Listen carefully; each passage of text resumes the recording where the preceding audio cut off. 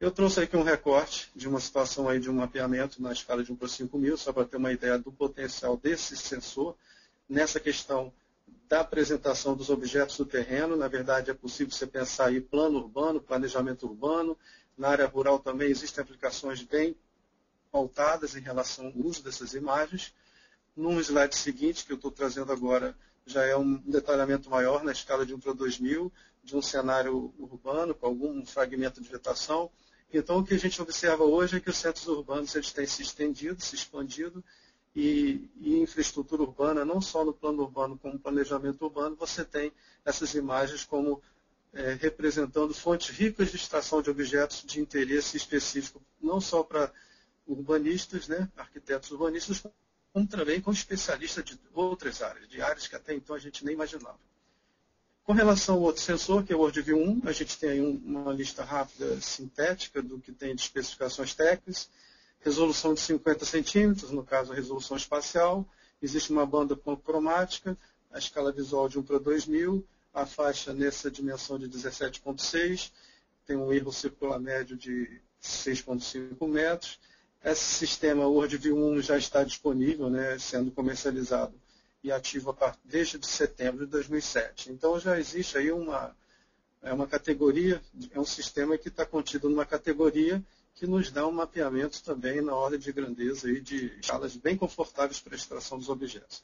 Eu trouxe aqui um recorte mostrando aí uma banda cromática, trazendo um mapeamento aí na escala de 1 para 5.000, de uma área meio urbana, meio rural, e que de alguma forma sinaliza essa questão do detalhamento. Na verdade, o que a gente tem busca com essas imagens é capacidade de poder detalhar o terreno e mapeamento, na verdade, com um poder resolutivo muito interessante do ponto de vista de análises que você pode fazer no campo da engenharia, no campo ambiental, em várias áreas, inclusive essa área que a gente está focando hoje de deslizamento, de situações dramáticas aí que a gente tem vivido no Brasil. Trouxe aqui um recorte numa escala de 1 para 1.000, para ter uma ideia da questão dos objetos possíveis de serem identificados na imagem, com possibilidade de extração, de geometria, com segurança bem interessante, bem apoiado do ponto de vista de geometria. Desde que a gente tenha o controle geométrico dessa imagem, a gente tem como gerar mapeamento, suporte a várias áreas de aplicação. Com relação ao satélite WorldView 2, na verdade com um sensor, né, que tem acoplado esse sistema, é na resolução de 50 centímetros, existem bandas aí que são as novidades do WorldView 2, que têm sido investigadas de forma bem interessante por universidades no Brasil, a UFRJ, a UERJ também, como exemplo, que são bandas que tem a banda amarela e a banda costeira, que tem sido aí a grande novidade desse sensor, e também com infravermelho, 3 bandas estratificadas, vamos dizer assim, no infravermelho, além das tradicionais RGB e a pancromática. Então, o WorldView 2, de forma bem inovadora, tem nos proporcionado um mapeamento muito mais aproximado do que se tem de demanda, não só no ambiente costeiro, mapeamento de corais em zonas litorâneas, e também uma exploração ainda crescente no Brasil do ponto de vista dessas novidades. A escala visual 1 para 2.000, a faixa é 16,4 km, e a partir de janeiro de 2010, desses 3 sensores é o mais novo, né? A gente tem tido aí essas imagens sendo comercializadas de forma bem crescente e com uso bem interessante do ponto de vista também em pesquisas acadêmicas e também na área comercial. Eu tenho aqui um recorte do estádio do Maracanã em vizinhança, né? Por acaso aqui a minha casa está até nesse recorte, que eu moro ali perto. É só para ter uma ideia, no mapeamento de 1 para 5.000, com esse WorldView 2, uma imagem que evidentemente ela é colorida e que nos dá, na verdade, oportunidade de observar questões voltadas para a questão da cobertura e uso da terra, né? Você tem aí fragmentos de vegetação, eu estou dando só um exemplo, mas na verdade a riqueza de dados, de informações a serem extraídas é bem grande. Eu estou trazendo aqui uma visão na escala de 1 para 5.000. Com relação à escala de 1 para 2.000, trouxe aqui um recorte, também próximo a essa região, contido na região anterior, só para ter uma ideia do que a gente tem possibilidade de visualização, mas que nos aponta a possibilidade de extração de objetos em relação a essa questão aí do que a gente tem de potencial. Focado nessa questão nossa que a gente está trazendo hoje, que é uma questão própria para essa questão de eventos e desastres naturais, né? Eu trouxe aqui uma relação rápida de eventos que ocorreram no Brasil nos últimos meses, de forma dramática, com perdas de vidas, e de alguma forma sinalizando que as imagens de alta resolução elas contribuem de forma efetiva, de forma controlada geometricamente, para a gente ter mapeamento que nos dê condições de monitoramento do ambiente físico. Na verdade, não só a imagem, mas também com dados físicos ambientais. E é possível a gente ter, no cenário da ocupação, que é o que preocupa bastante os administradores públicos e a população de um modo geral, é a questão voltada realmente para vidas humanas. Então, você teve evento no Bananal, na Ilha Grande, na Praia Vermelha também, na Ilha Grande, um evento complicado, né, que teve situação dramática vivida, que envolve aspectos não só físicos ambientais, como também do relevo, a declividade também, ela não é muito convidativa, tipo de solo. Você tem aspectos gerais que são, na verdade, disparadores desses problemas que têm ocorrido. No Morro da Carioca, em Angra dos Reis, na área continental, por exemplo, também em Niterói, aqui no estado do Rio de Janeiro, no Morro do Gumba. No Rio de Janeiro, na região metropolitana, tem zonas que, visivelmente, para quem transita no Rio de Janeiro, se vê na Mata Atlântica deslizamentos de grandes proporções, e também na região urbana. Há situações complicadas que a própria prefeitura tem se ocupado com questões de mapeamento de risco, e essas imagens de World View, por exemplo, elas dão conta de uma parte importante dessa questão da análise. Na região serrana do Rio de Janeiro, Nova Friburgo é o município mais comprometido, é uma situação dramática, com repercussão até internacional, e de alguma forma eu estou trazendo rapidamente aqui eventos que a gente já, na imprensa, tem sido noticiado. No litoral do Paraná, em Morretes, e em Santa Catarina, que dessa lista é o mais antigo, mas também não é muito antigo, que houve em Itajaí, lá com disponibilidade de chuva bem intensa num curto intervalo de tempo. Então, na verdade, estou pontuando algumas situações aqui, e eu vou avançar agora um pouco discutindo essa questão e trazendo as estratégias de ação. Na verdade, existe,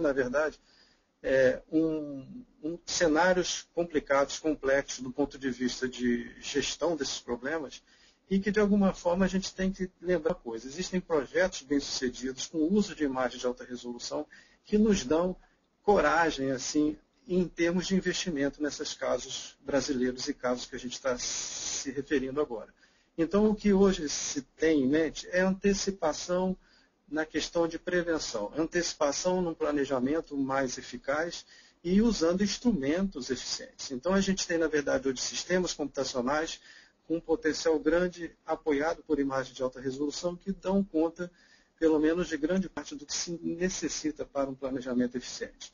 No item 2 aí é a questão de projetos técnicos consistentes. É preciso você investir equipes e projetos consistentes e investir em séries históricas. A gente não pode pensar o que poderá vir daqui para frente sem ter o monitoramento e olhar o que aconteceu recentemente em áreas que são problemáticas e tentar prevenir outras regiões que também fazem parte de área de risco. Coleta de dados físicos e ambientais é importante também. Você tem, na verdade, necessidade de agregação de dados, não só de relevo, de cartografia, do relevo do ambiente físico, como também dados ambientais de um modo geral. Aí eu me refiro ao que todo mundo conhece: temperatura, pressão, precipitação, questões de dados de solo e declividade e tudo mais. E o mapeamento digital, que é o item 4, é o que eu acabo tendo como uma marca forte no sentido de investir em mapeamento. O mapeamento é instrumento de gestão. Você tem países europeus que também viveram essa questão aí de deslizamento na Itália, em regiões até de relevo acentuado, que a gente observa que, por mais que a gente invista em mapeamento, ainda a gente está submetido a questões aí complicadas de administrar problemas, de crises desse tipo. Então, o mapeamento é uma coisa imperativa na minha visão, e isso não é porque eu penso dessa forma, é porque a gente vê resultados eficientes com o investimento no mapeamento. O monitoramento é obrigatório. A gente não pode pensar, por exemplo, erosões costeiras, que é uma área que eu tenho trabalhado, sem monitorar os dados físico-ambientais que promovem a erosão. Então, no ambiente continental é idêntico. A gente tem que investir nisso. E a análise espacial que eu estou me referindo aqui, ela existe especialistas com competências diferentes para poder você ter análise e diretrizes para a gestão urbana ou gestão de áreas rurais que estão com esses problemas à flor da pele, né? E conviver com o risco é o que hoje se tem de direção. A gente tem que conviver com o risco. Então, como vai conviver com esse risco? Os riscos que ocorrem. Existe no litoral do sul fluminense, o norte de São Paulo, por exemplo, áreas que têm explosão imobiliária. Tem áreas que são de turismo bem acentuado. Então, é só um exemplo que eu estou dando. Você tem, na verdade, que ter segurança sobre a questão das pessoas que vivem, sejam residentes ou não, em áreas que têm risco. Porque você tem planícies costeiras, questões de impostos, ocupação, que isso é uma rotina. Isso aí é o que a gente vive sempre. E investimento em geotecnologias, que é o último item que eu trouxe aí. Eu trouxe aqui um recorte, rapidamente, em relação à questão do WorldView. O WorldView 2, eu trouxe aqui uma visão geral do município do Rio de Janeiro, um recorte da área urbana, mas você tem aí também fragmentos de Mata Atlântica, da Floresta da Tijuca. Vou, no segundo slide, nessa sequência, mostrar um recorte aí do bairro da Tijuca, com o WorldView 2, trazendo aí uma questão visualmente, exemplificando pelo exemplo, trazendo visualmente um recorte aí com opções interessantes de extração de objetos. Na verdade, a questão de cobertura vegetal é um item importante, a questão da ocupação e equipamento urbano. Que a gente fala em planejamento urbano, mas você tem que ter equipamento urbano que dê conta dessa questão aí da infraestrutura urbana necessária para suportar as cidades, de modo geral. Trouxe um outro recorte do bairro de Copacabana, mostrando aí cobertura vegetal com áreas ocupadas e, de alguma forma, só para exemplificar aqui, essa questão do WorldView 2, a gente tem que lembrar que isso aí não é uma fotografia aérea de avião, é uma imagem obtida num sensor em órbita em torno do planeta e que nos dá aí interessantes possibilidades de avaliação dessa questão da ocupação. Trouxe um recorte com um pouco mais de detalhe do bairro de Ipanema, mostrando aí uma questão aí do litoral também, só para ilustrar. Ainda no Rio de Janeiro, um recorte da Lagoa Rodrigo de Freitas. Eu não vou poder entrar em detalhes, mas a refração de onda aí na lagoa também é possível detectar imagens dessa natureza para estudos aí voltados para questões de hidrodinâmica. E trouxe também aí um recorte do centro do Rio de Janeiro, mostrando aí uma área conhecida de todos nós, porque transitamos no centro do Rio, como também exemplos aí de imagens que têm um potencial grande de extração de objetos. Trouxe exemplos também aqui no Parque Nacional da Serra dos Órgãos, com o QuickBird, trazendo um recorte aí da estrada que está em branco aí na própria imagem. É uma carta-imagem mostrando aí um projeto que eu já trabalhei e que tem relação com a questão da ocupação dentro do Parque Nacional da Serra dos Órgãos, que nos deu aí muito conforto em trabalhar com imagens do QuickBird no sentido de identificação de áreas ocupadas. Na verdade, aqui são pontos bem discretos aqui na vegetação da Mata Atlântica. Trouxe também um outro recorte do município fluminense, aqui no estado do Rio, que é de Casimiro de Abreu, mostrando aí uma drenagem com linhas em azul, uma divisão aí dos distritos do município, onde as imagens do QuickBird serviram de suporte para uma área de aplicação específica que é de arranjo produtivo local da banana, mas que também convive, é um município que convive com questões de áreas de risco. Então, trouxe aqui só de forma ilustrativa. Esse exemplo aí é o exemplo que vocês têm visto aí nessa página nossa desse webinar, que é uma região de Betim, próxima a Belo Horizonte, Minas Gerais, com uma cicatriz expressivamente grande, assim, bem dramático do ponto de vista assim, de deslizamento, que ocorreu também recentemente lá nessa localidade próxima a Belo Horizonte. Trouxe também aqui um projeto que a gente está, na verdade, a Global Geo, ela está como colaboradora de um projeto, que eu sou líder do projeto, onde a gente está trabalhando no recorte da Zona Oeste do Rio de Janeiro, aqui voltando para a imagem do WorldView. Esse recorte aí é só indicativo da área de Campo Grande, Guaratiba e Santa Cruz. Na zona mais a oeste aí é uma área de interesse maior, que é a Companhia Siderúrgica do Atlântico.